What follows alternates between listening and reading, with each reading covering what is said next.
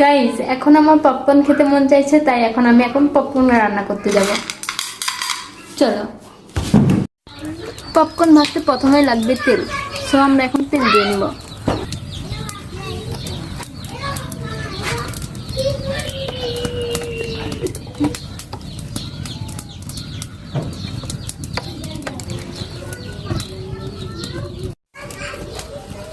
তারপরে সামান্য একটু নুন দিব, আমি দিব পপকর্ন।